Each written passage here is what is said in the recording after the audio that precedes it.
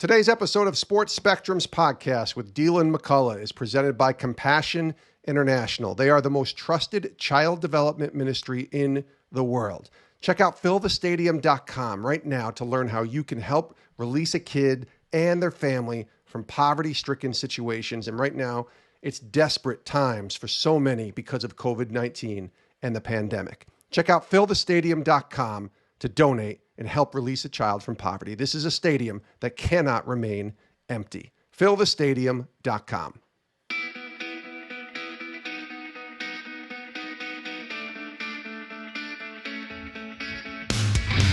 Welcome to Sports Spectrum, where we bring Jesus back into the conversation. Here's your host, former ESPN producer, Jason Romano. Hey guys, welcome to Sports Spectrum. I am Jason Romano. So glad you're tuning into the show today. We got a great conversation coming up with Deland McCullough, who's the University of Indiana Associate Head Football Coach and Running Backs Coach. It's coming up in just a second. First, want to direct you to our website, sportspectrum.com. That's where our content can be found. Free content, devotionals, podcasts, articles, stories, all available right there at the website, sportspectrum.com. Also want to offer you up my email address, jason@sportspectrum.com. If you have a guest idea or a topic that we should be covering, maybe you have an idea for someone we should be talking to on this podcast, you can email me directly, jason@sportspectrum.com. Today on the show, Deland McCullough is our guest today, and he is a part of a documentary called Show Me the Father, which is written and produced by the Kendrick brothers. And if you know the Kendrick brothers, they have the movies Courageous, Facing the Giants, Overcomer, War Room, all great movies, great family, faith-based movies. But now they're venturing into the documentary world with Show Me the Father, and Deland McCullough's story is prominently featured in this film. I got a chance to screen it, and I'm telling you, it's going to make a difference in so many people's lives, especially if you've had daddy issues like I have and grew up in a tough situation where your dad wasn't there, or your dad might have been there, but not really there. This is a movie that you're going to want to see and show to a men's group, to a church group. ShowMeTheFatherMovie.com is the website. It's a documentary called Show Me the Father. And Deland McCullough is our guest today. Now, Deland is currently coaching the University of Indiana Hoosiers football program as their associate head coach. Prior to that, he was with the Kansas City Chiefs in the NFL, where he had a lot of success in his 3 seasons, 3 AFC Championship appearances, 2 Super Bowl appearances, and a Super Bowl championship. That's pretty darn good for 3 years in the NFL as a coach, as Deland McCullough was. But his story is a crazy one. And we're not going to give it all away here because we want you to watch it in the documentary, Show Me the Father. But basically, Deland adopted as a newborn, reunited with his biological mother 4 years ago, found out his biological father is a former NFL player and NFL coach who also happened to serve as his mentor for many years. This is a crazy story. Deland McCullough's got a great, great mindset on living for Christ, but coaching and impacting young men. You're going to love this conversation with Deland McCullough from the University of Indiana right now on Sports Spectrum.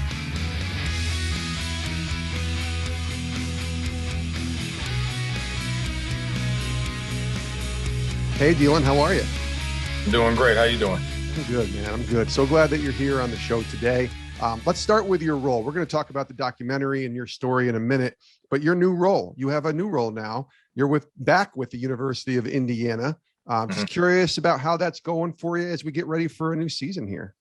Yeah, just excited to be back here at Indiana University. It was something that wasn't planned, but I knew I always wanted to come back to college football and had several opportunities. But when this one presented itself, it was something that kind of fit and checked all the boxes for me and my family geographically, just philosophically, with what was going on here at the program. Just several factors that made this a good fit, and I'm just excited to be back. And it's a great program, Indiana, right? This is a team that's really came on the last few years and has some great leadership there. How exciting is it for you to be a part of a program that's really, it's done really well in the last few years? Yeah, it's really emerging, and the first 6 years I was here, was a level of foundation that was laid. Without a doubt, Tom Allen becoming a head coach and just took things and the culture and just the whole atmosphere to another level. He's a phenomenal person. Football coach second. I'm talking about just a phenomenal person. And I think that's what draws, the whole team to him and all of the staff, and just makes working at Indiana a great opportunity. Again, man, I'm just blessed to be here. Yeah, we had Coach Allen on, I want to say a year and a half ago, and he leads with his faith out in front. There's no doubt about that. And that has to be appealing as well for you as a man of faith too. Yes. Just, knowing, the backbone of the program, has that type of background, that helps definitely.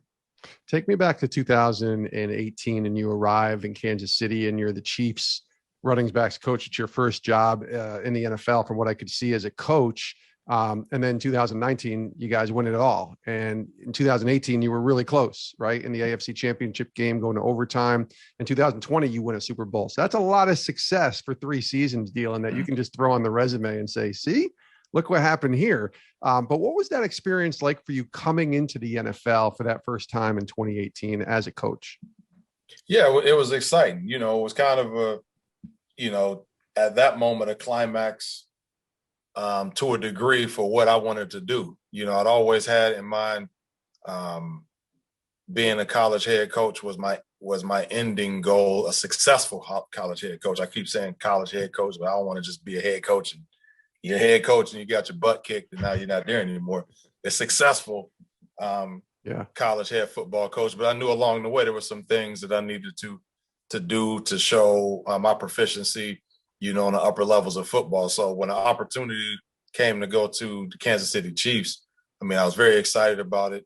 It was a situation where I wanted to learn and earn respect, and obviously when I got there, some things started happening as far as us getting to the AFC Championship game. But along the way, I think it was a bunch of things that were satisfying, but one of the things that stood out is I didn't have to change who I am. And that was very important to me, that I can stay the type of person that I am, the type of coach that I am, maintain the type of relationships that I have with players, and the players on that level, just like they do here. But on that level, you're talking about guys and the type of money involved, they really, really embrace just forming that relationship with them, and talking with them and just being somebody they can really rely on. Yeah, the football, I know that's what we're here for. I get that, but I think some of the way I connected with those guys and bonded with them, it helped all of us during that 3-year period. Yeah, and you mentioned the word success, right? Well, the ultimate success is winning it all. And you did that in 2019. When you think back to that season, what do you take away from that, other than the fact that you're a Super Bowl champion and you have to, you have that opportunity to get a ring and that'll stay with you forever. But what do you take away from that season as you think back now to what it took to go all the way and to win a title? Yeah, it was interesting. We had a conversation about that this morning in a staff meeting, but just, the camaraderie of the team, the leadership, just the overall expectation to win it all. Guys really, bought into that and we got it done. So, as I look back on it, the thing that I gleaned from it as I come here and have these conversations with, the offense and just the whole entire team, and I can pull so many similarities from the Kansas City Chiefs as we started making our moves and coming up the ranks. And even as we had some adverse games where we just continued a full belief and expectation that we would win those games.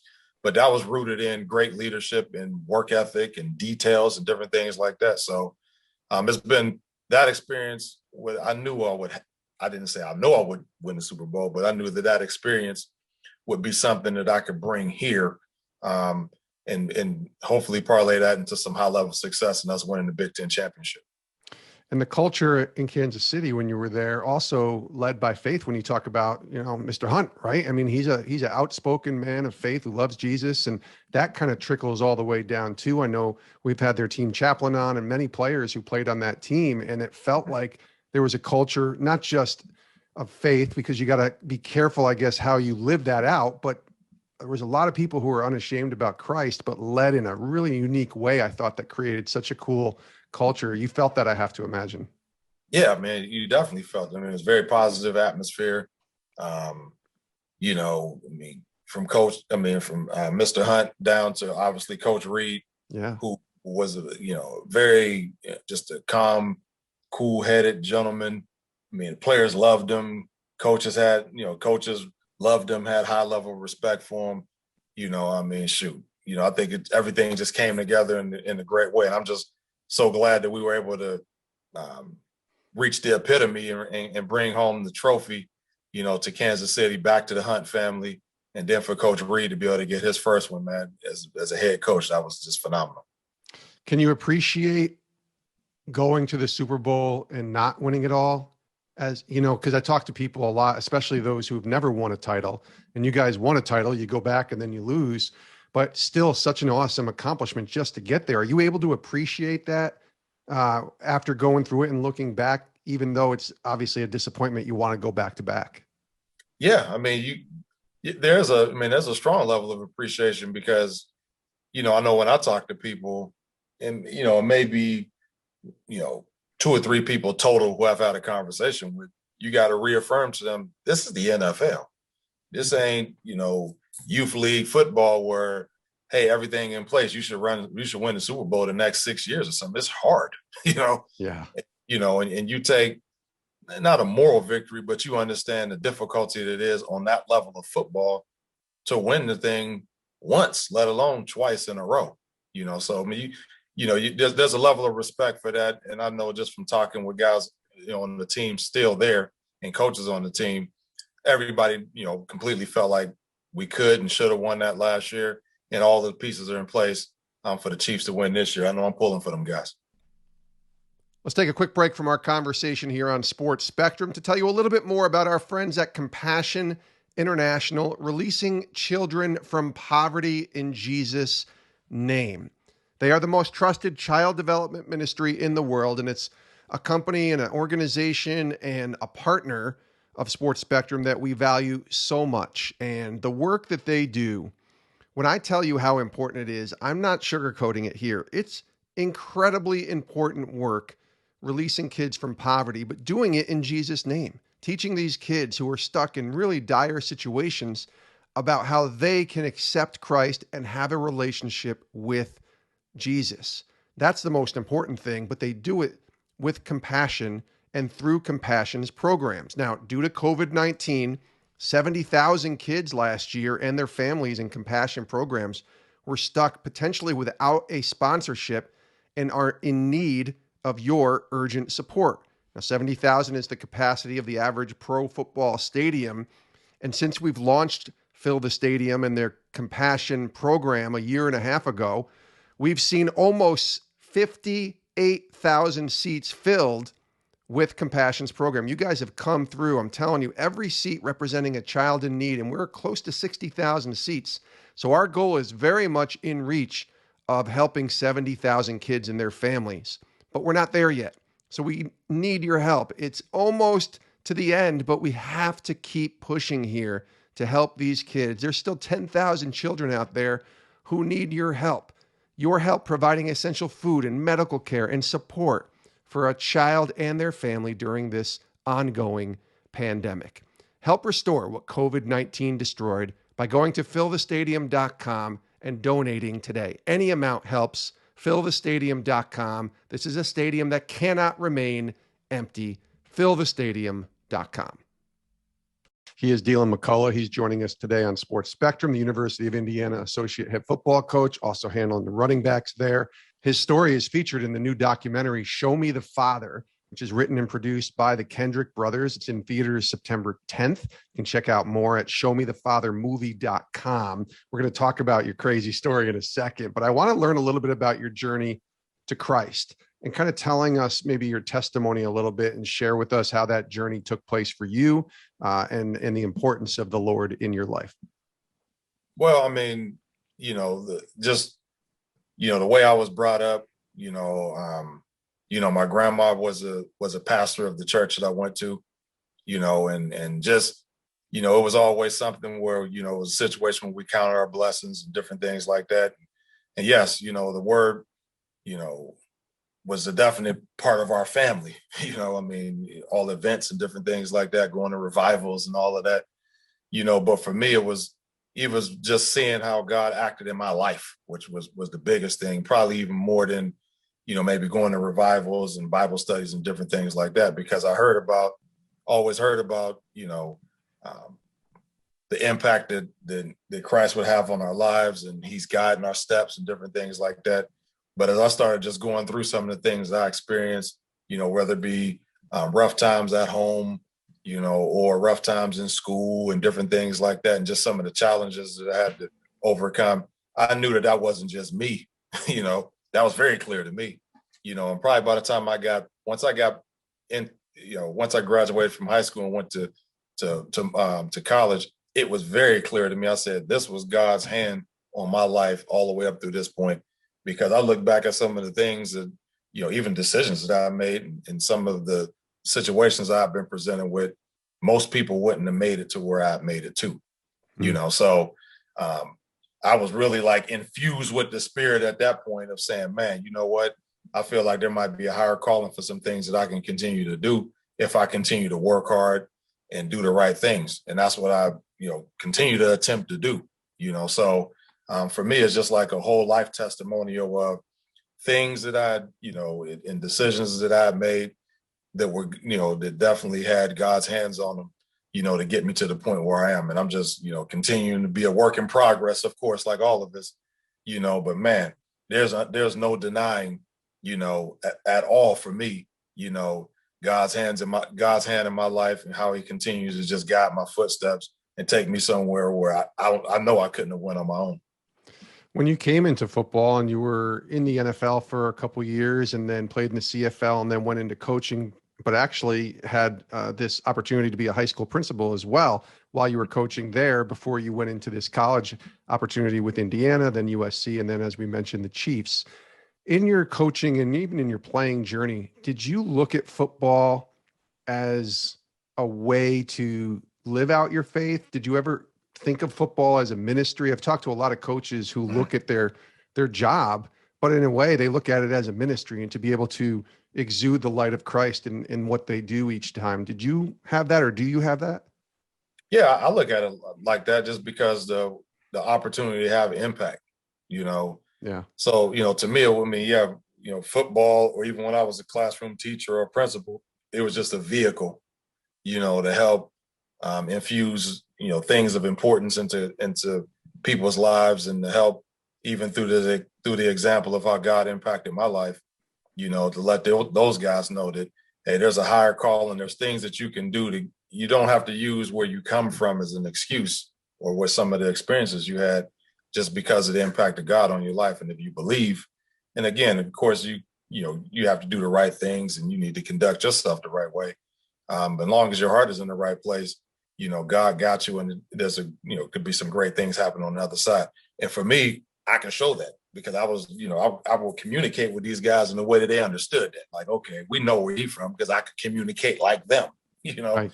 And I had, you know, similar things that those guys have experienced. So that raised my credibility a lot with the people that I was dealing with.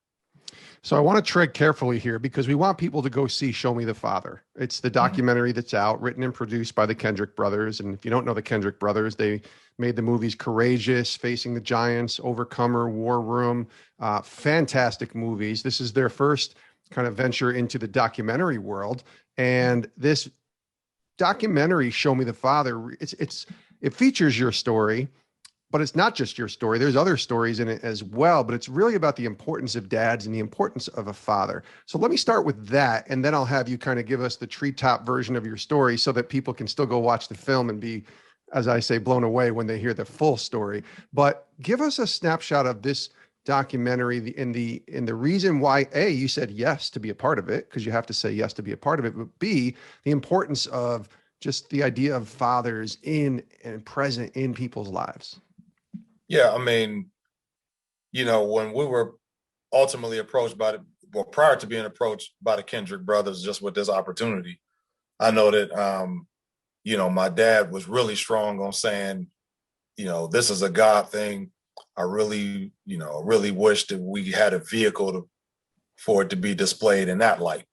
You know, we didn't know this. I don't know this business. You know, I mean, I'm coaching. I'm not, you know, a guy who goes out and seeks out any of these things. So we'd already had something going with another company, not for the documentary piece, but more for an actual full-blown movie that will come out here in a couple of years. Yeah. But I was at the combine. This might have been 2 years ago, and I got a call or email or whatever it was from the Kendrick brothers talking about wanting to do this. So I was like super excited. My dad, everybody was very excited because this was something that we wanted anyway, just didn't know how to pursue it or how to put ourselves in line to find that opportunity. So again, going back to what I said earlier, you know, God opened up that door because we're just talking about it, not knowing like, hey, whatever. And then next thing you know, the best circumstance presents itself for you know, the story to be presented in his light. So, you know, it's been a blessing. I mean, you know, definitely I think people will definitely get something from it for sure. I know I spoke to someone else just talking about fatherhood. And to me, you know, fatherhood is, you know, it's not a noun, it's a verb, it's action, you know, being involved, you know, so it's something, you know, that definitely spoke to me. Obviously, you know, my relationship with my dad, you know, not knowing he was my dad, of course. Right. And then, you know, then obviously not really having that type of example, but then knowing what I wanted to have, what type of example I wanted my sons to have, you know, not even technically being raised by my dad, you know, and having some other examples, you know, at least, you know, legitimate fathers in my life who really weren't the guys that I wanted them to be. But again, God put me in a position to say, hey, don't use the examples that were in front of you as the examples or the blueprint for what you want to be. Sometimes you can use those for things, you know, to not be, you know. So it's like I always took and used the opposite. Like, okay, I'll never do this. I'll never do this. But trust me, I almost formed a little dossier of what I will not do, you know. So just been blessed, you know, with my own 4 sons and, you know, and continuing to try to be, you know, a great father to these guys and bring them up the right way. So let's do the sort of Cliff Notes version, right? We can't give away the whole book, but we can give away the synopsis of your story. And we did have Sherman on, your biological father, Sherman Smith, on the podcast a year and a half ago. So if you're a loyal listener to this show, you know the story. But I think a lot of people have joined us since then that are new listeners. But again, I want people to watch the film and not give it all away. So give us like the and you've kind of alluded to some of it, the sort of treetop version of the story with you and Sherman Smith. Well, I mean, I guess I'll tread on what the treetop version is, because, you know, I mean, you know, at the end of the day, I mean, I was, you know, I'm adopted, you know, and, you know, I always was interested in knowing who my biological parents were, you know, and, you know, just as time went on, especially when I started having children, it really started hitting me more, especially when I asked about, you know, any family health issues and things like that. And I'm just like, it just like every time it just hit me like harder and harder, like, man, I don't know anything, you know? So, you know, obviously, you know, ultimately, you know, ended up tracking down my biological mom. And then, you know, which I was very happy about for sure. I know we're talking about the fatherhood aspect of it, but I was very excited to find out who my biological mom was. Sure. You know, then obviously she told me, and I had no way I seen this coming, you know, when she told me who my biological, I said, well, who's my dad? And when she said that, man, I almost hit the deck. I felt like I almost passed out. It's crazy. Because Sherman Smith was somebody who was in your life for many years before you even knew that he was your biological father. So we'll just stop there with that story, because I want people to watch and hear the rest. Yeah. It's an unbelievable story. It's one of the craziest stories you will ever hear. But I want to ask you about the story, right? And recognizing that your story was one that was going to resonate with others, because we're talking about a biography here, or I should say a documentary here. Like you mentioned a movie that I can't wait to see that's going to be coming out in a couple of years that depicts your guys' life. We've had stories. I've seen stories on ESPN that's done on this. We did a story in our magazine a couple of years ago. It's clearly resonating with people. Did you recognize that right away? That, oh, this is going to be a story that can, I don't know, help a lot of people, encourage people, maybe even point them to Christ. Did you recognize that right away? Or were you just kind of caught up in your own sort of craziness of your own story and just learning this? I don't think, I don't think I've seen all the layers, that it would touch people. I knew, there was I knew that there was a big chunk of it that would have a major impact on people. Once the story came out, ESPN, obviously, who did the E60 on it, Yes. when they did that and then they did a written piece, I mean, I got thousands of direct messages through, Facebook and just calls and texts and different things like that. I mean, it was just unbelievable, and that's what let me see, how strong it was. And it was ironically, when we talk about just, the faith aspect of it, and I'm not joking when I say this, probably at least 90% of the responses that I got and people writing, they talked about, this is a God thing, and just how much God had his hand on your life. God did this, did that. So it's kind of ironic that we're at this point, we're having this conversation right here, because at that point I had no clue, nothing about doing the documentary. Show Me the Father wasn't even a thought for me at that point. I'm just kind of taking in all of the calls and all of the emails and social media and everything like that. So, my dad seen it instantly. It was very obvious to him. And I kind of was in the middle of it, kind of getting hit. But after the piece came out on ESPN, just a lot of the feedback focused on what we're talking about today. What was it like to have your dad, who's a Super Bowl champion as well as a coach, kind of have that experience with you when you won a Super Bowl a couple of years ago? That must have been a pretty neat bonding experience in a way that most anyone, including myself, could never really understand. Yeah, it was great, and me and my dad, we kind of laid back, kind of go with the flow type guys, but that, you just talk about how God lined all of that up. I mean, it's just amazing. Yeah. When you sit back and look at everything, when you lay out, you start going down like a checklist of, okay, both of us, from Youngstown. Okay, obviously, both of us went to Miami. Okay, that can happen. Both of us are in the Hall of Fame at Miami. Okay, both of us, go to the NFL as running backs. Both of our careers end in the NFL because of knee surgeries. Both of us become teachers. Both of us were high school coaches. Both of our first jobs, our first college job was Miami. Our next college job was in the Big Ten. He went to Illinois. I went to Indiana. So when I found out that he was my dad, at that point I'm at USC, and everybody said, my wife said, she said, "Oh, God got it planned out. You know where you're going next," because obviously my dad went to the NFL. A month and a half later, I'm in the NFL. So, and I tell people, none of this, I said, as much respect as I have for my dad, when he was my coach, I never was sitting in the background saying, what did he do next? I'm trying to do that. I just was living. Right. I was just living my life. And just, again, God had a plan. It's just ironic, although I didn't follow any of the same. I wasn't trying to follow behind what my dad did. I went like, hey, what did Coach Smith do when he got done playing ball? He went and did this. I'm going to go do that. I just was like, that's just what I ended up going into. So it's like a super blessing, man, but there's just so many ironies in there. It is movie worthy at this point.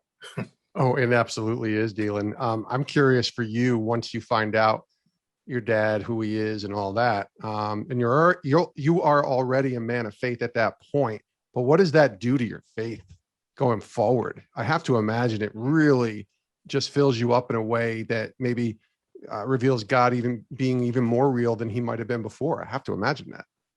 Yeah, without a doubt. It was humbling, just to say, and we all say the same thing. I'm not nowhere near perfect, but I just look at, God knows my heart, and the impact that I try to have on the people around me, and just, in my own family, and just doing the right thing, with those guys, and just working hard, and,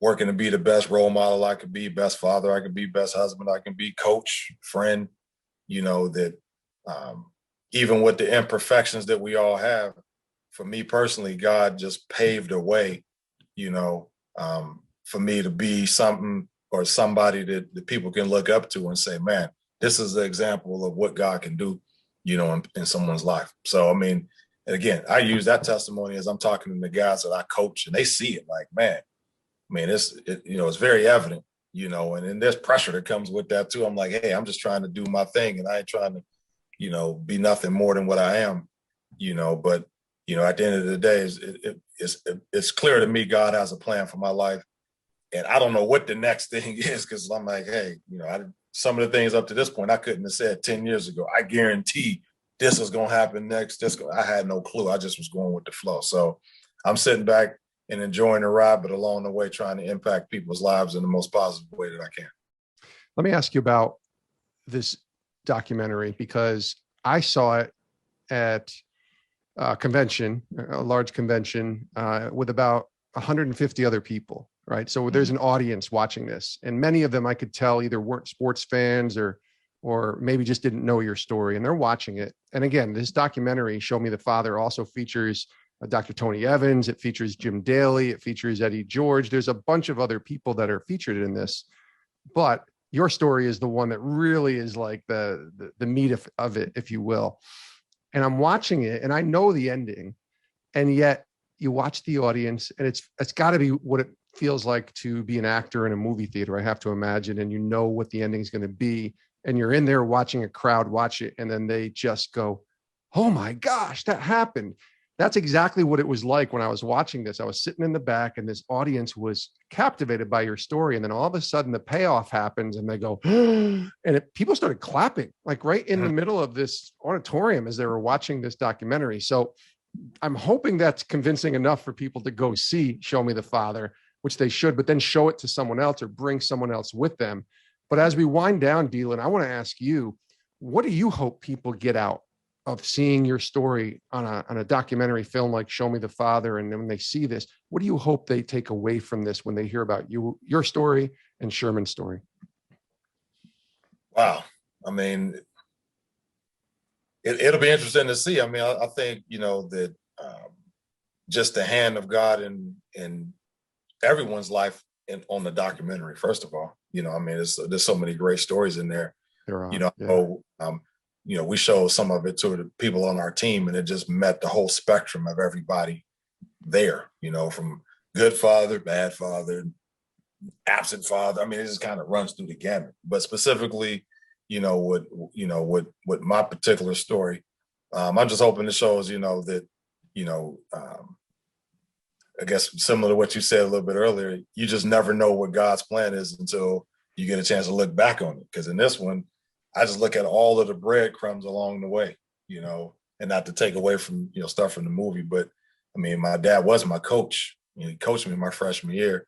So there was a lot of conversation when he was my coach, you know, amongst my teammates, like, man, you look like this guy, you know, and I'm like, I don't know what you're talking about, you know. So you can look back at those things all these years and different things. I don't want to give too many other pieces away, but, you know, it's just, you know, just how magnificent, you know, God's hand is in this, especially in this, how he just revealed it to us. I mean, it was like at the right time for everybody. So I'm just, like I said, again, just excited about the project. I think people are going to get a whole lot out of it, and just, you know, excited to see what the ending response will be. We know you're excited for a 2021 football season as well, right? Now, tell me about Indiana is my last question to you. And just what are you most excited about with this team? And I know it's your first year with them, but what are you most excited about being back with Indiana and with this team? Well, I mean, I'm excited about just, again, the foundation that's been laid. I think, you know, there was a breakthrough last year for sure. You know, being a top 10, top 12 team in the country, with a lot of the wins that we had last year, they kind of broke the mold and moved in this pushing the envelope further as far as towards the championship expectation that we have here at Indiana. So, I mean, really excited about that, excited about the staff we have. I mean, Coach Allen's unbelievable. Just the buy-in and the culture that we have on the team, just really excited about it. Guys been working hard, you know, but Now it's time. I mean, all that conversation, the fanfare is about to be over because now it's time to legitimately get to work, and nobody is going to pat us on the back for what happened last year because now we got a target, and some of them teams we beat last year, they used to beating us, and they may look at last year as an anomaly, and we need to show, I know it wasn't just a flash in the pan, it's legitimate. So we're working towards, cementing our respect amongst our peers. Well, football's back, and that's a beautiful thing to say, and we're just happy to have that back. We're happy to have you here on the show, Deland. It's been great to connect with you. Again, I want people to go see Show Me the Father. Go to showmethefathermovie.com. It's in theaters September 10th, and I'm sure it'll be available after that, too, for places and people to watch and see. You can get all of the details at showmethefathermovie.com. Deland McCullough, thanks, man. Have a great season. I wish you guys nothing but the best, and hopefully we'll connect again down the road. Thank you very much. And many thanks to Deland McCullough from the University of Indiana, and it is so good to have college football back this weekend. It's also great to have this new documentary, Show Me the Father. It's in theaters September 10th, 2021, just a couple days here. Check out showmethefathermovie.com. That's where you can see where the movie is going to be shown. Maybe you can bring the film to your city, to your movie theater. Showmethefathermovie.com is the website. And again, Deland McCullough's story with his dad, Sherman Smith, is featured prominently in this documentary. And you may already know the story. We tried to tread lightly as we told it here on the podcast, but you may already know the story, the full story of Deland and of Sherman Smith. But that's okay, because trust me, there are a lot of people who still haven't heard it and need to hear their story, actually need to hear all of the stories in this new documentary, especially if you're a dad or someone who's gone through issues with your own dad like I have. Showmethefathermovie.com is, again, the website, in theaters September 10th. Thanks to Deland for being here today on Sports Spectrum. We are grateful for you as well. Thank you for tuning in to today's show. Make sure you go to sportspectrum.com. Click that newsletter icon at the top when you're there, by the way, and you can sign up for our free weekly newsletter, as well as our Sports Spectrum Weekly that comes to your inbox once a week, and it updates you on all that we have going on here at Sports Spectrum with the podcasts, the devotionals, the stories, the articles that you may have missed. You can sign up for free at sportspectrum.com. Click that newsletter icon, and you are good to go. So check that out. Also, rate and review, subscribe, and like this podcast. Wherever you get your podcasts, you can subscribe to Sports Spectrum. That way you never miss an episode. And we got more episodes coming down the pike, especially this month with football being back. We got some great conversations with some people who love football. We have a new football show that's going to be premiering online on sportspectrum.com. Can't wait for you guys to hear and see about that as well. Lots of great stuff happening here at the Ministry of Sports Spectrum. If you'd like to reach me again, you can email me, jason@sportspectrum.com. And please do tune in next time for a brand new episode here on Sports Spectrum. Have a great rest of your day. Stay safe, and see you next time.